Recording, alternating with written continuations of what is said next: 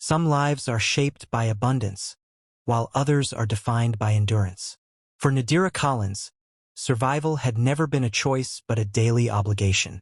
She was a black single mother navigating a city that never slowed down for exhaustion, never softened for grief, and never waited for those who were already falling behind.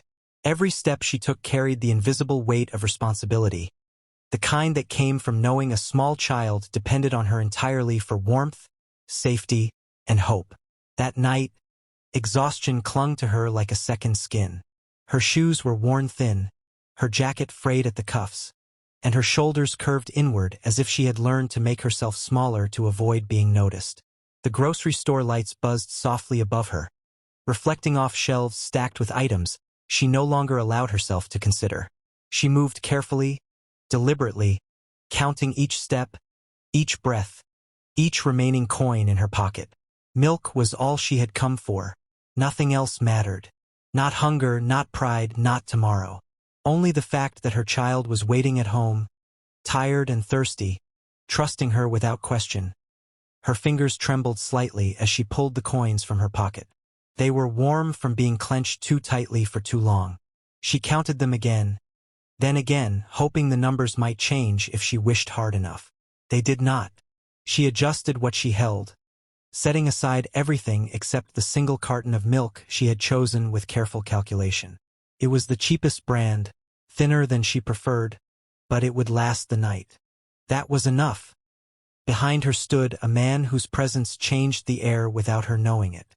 He was tall, composed, dressed in a way that spoke of authority rather than wealth.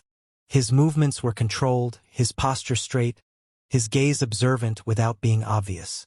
He was Korean, his expression calm and unreadable, the kind of man who had learned early that power was best kept quiet.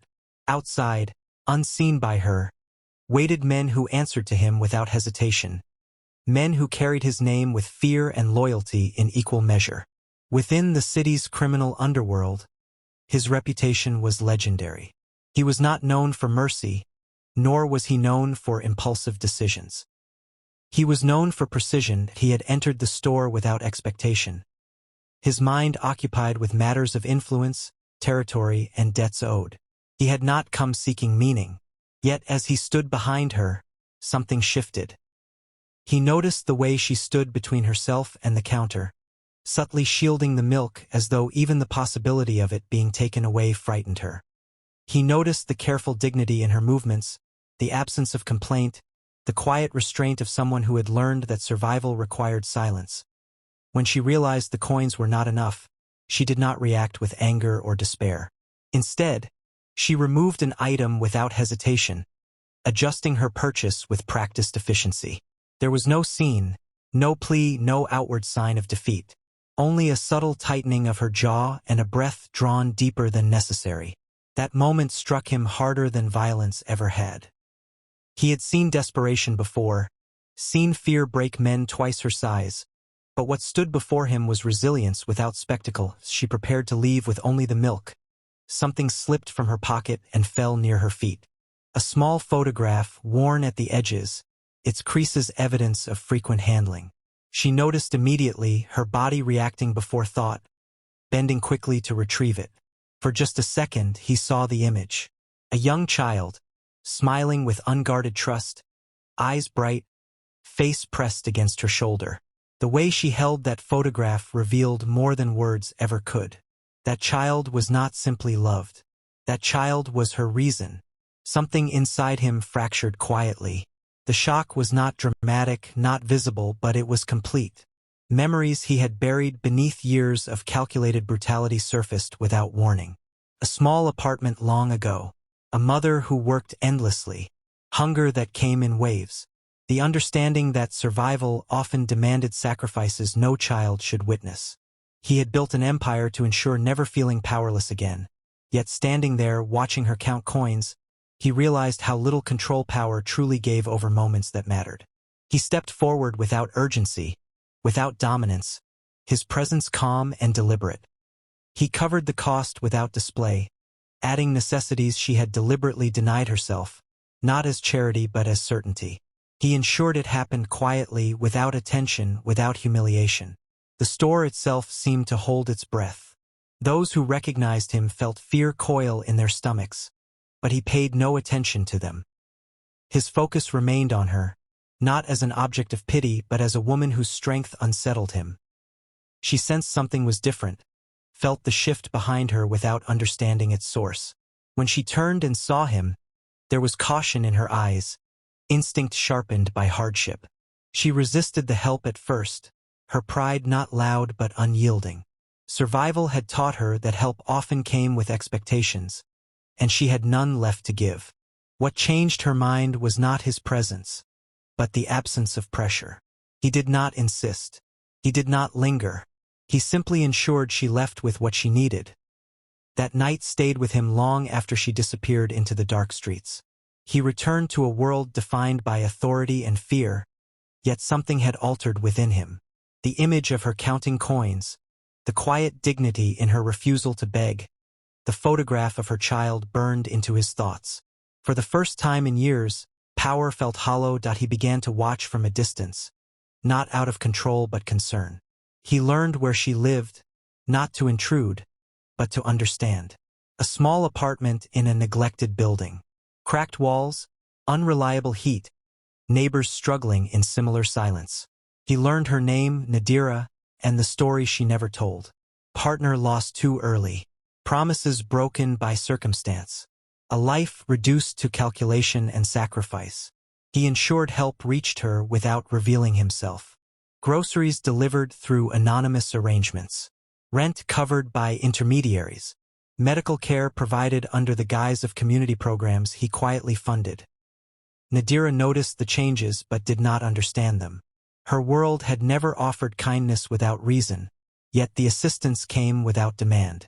Slowly, cautiously, she allowed herself to breathe. The child in her care grew healthier, slept better, laughed more freely. With each small improvement, a quiet gratitude formed, not directed at anyone specific, but at the idea that survival did not always require suffering alone. Eventually, circumstances brought them into each other's presence again, not by chance but by choice. This time he did not stand behind her.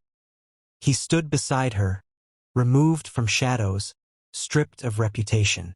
Without revealing the full truth of who he was, he allowed himself to be seen as a man rather than a force. She observed him with the same cautious intelligence that had kept her alive. Trust did not come easily to her, but neither did judgment. She sensed complexity in him, layers beneath composure, pain beneath control. Their connection did not ignite suddenly. It grew quietly, built on shared understanding rather than fantasy. He admired her strength not because it impressed him, but because it humbled him. She saw in him a restraint that contradicted his presence, a gentleness that surfaced in small actions rather than declarations. They spoke of responsibilities, of loss, of the cost of choices. Slowly, affection took root, not loud or dramatic, but steady and grounding. When the truth of who he was finally emerged, it did not arrive as a threat but as a revelation. Nadira learned that the man who had changed her life with quiet assistance was one of the most feared figures in the city.